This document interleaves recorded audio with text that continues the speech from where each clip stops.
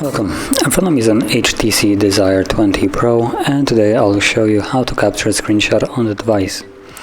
Now let's get started. You want to open up the content that you wish to capture, which as an example I'm going to use just the app tray right here.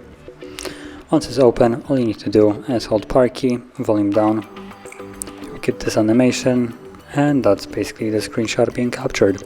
Now there is also another way of doing it by holding the power key and selecting screenshot right here, although it's not as convenient as pressing volume down and power key. So now that we have captured images, we can find both of them in the photo gallery, so let's open that up. And you can see it right here, screenshots, and there are the two images that I have captured. So if you found this video helpful, don't forget to hit like, subscribe, and thanks for watching.